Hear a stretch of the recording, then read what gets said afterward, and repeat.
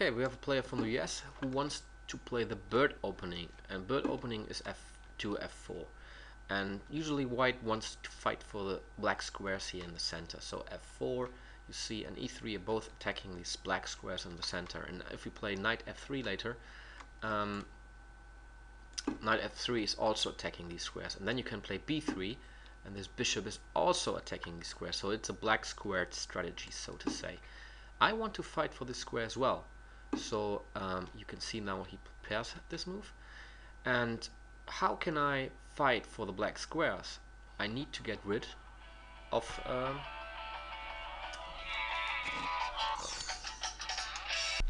so sorry, this was a telephone ring, so I lost quite a lot of time, but now I will attack the knight here, because this knight was fighting for e5.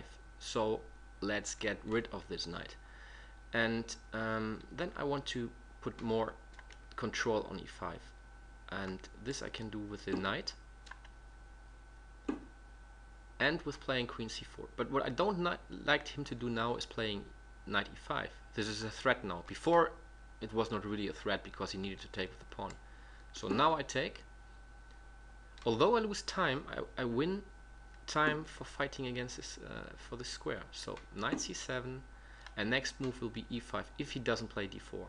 But if he plays d4, he locked in his bishop. So let's play e5. So you can see that I fought for e5 because otherwise white would have had total control about e5. And now I plan to play bishop d6, and surprise surprise, it's not white who has control about the black square e5, but it's me. And what I threaten now is to take here with the knight check, and then bishop h2. I will castle long, and okay, this protects indirectly h2, so let's castle long first.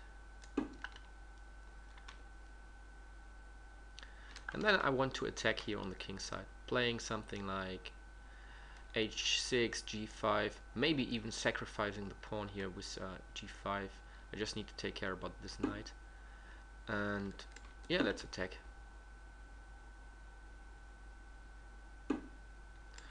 Let's go. This knight is hanging, so he can move his bishop somewhere, but the thing is, wherever he moves his bishop, I can take with the knight. So the rook can't take the knight directly here. But I need to take care a bit. Check. Yes, but what is his idea after this move?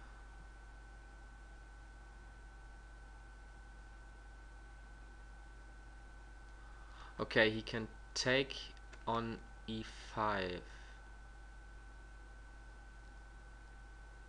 But the thing is, I have the open g file now, and I can later take on h2. So yeah, is this something he really wanted to play? Because I mean, okay, he wins the knight on f6, but I can really open up the position here very, very quickly now. He needs to take here, otherwise he's just simply a piece down. Okay, and now I thought I just take here on g2.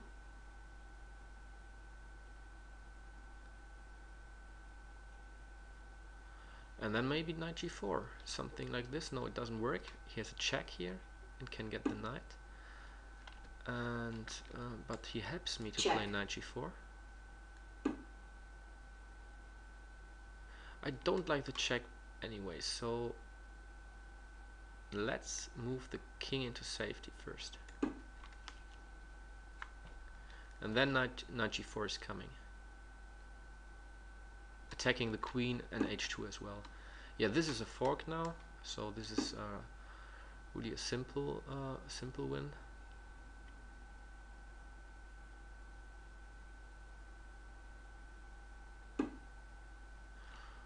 Maybe I don't take the rook. Maybe I should take the knight and the e3 pawn here.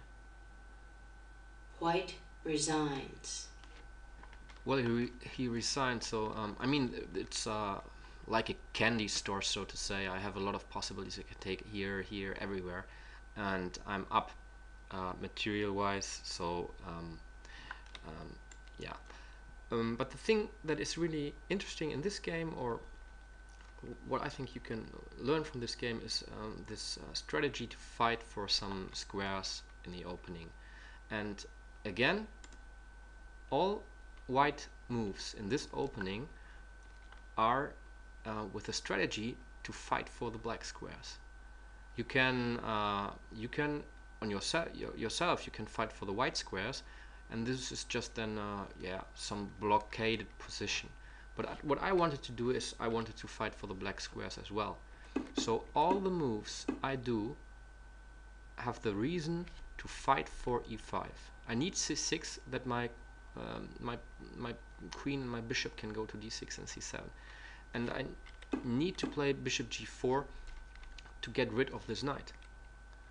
And now it's a possibility that he can keep the knight here on e5 if he plays e5. So I need to get rid of the knight, although I said in some other videos you shouldn't move pieces twice, but there are exceptions. You should move your pieces twice if it makes sense, if there's a good reason, and here is a good reason. I want to get rid of this knight, and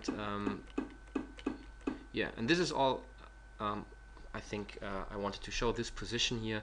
I think black is already slightly better, and I have control in the center. I can take the white bishop here any time I want, and I have an easy plan. I can attack here on the king. I think some similar position.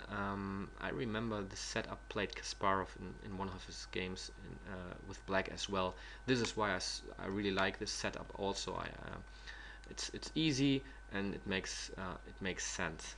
So try to figure out what your opponent wants to do in the opening. What is his strategy? Try really to understand the moves, not just moving the pieces, but understand why there are some movements like b3 and bishop b2. They are because white wants to fight for the black squares.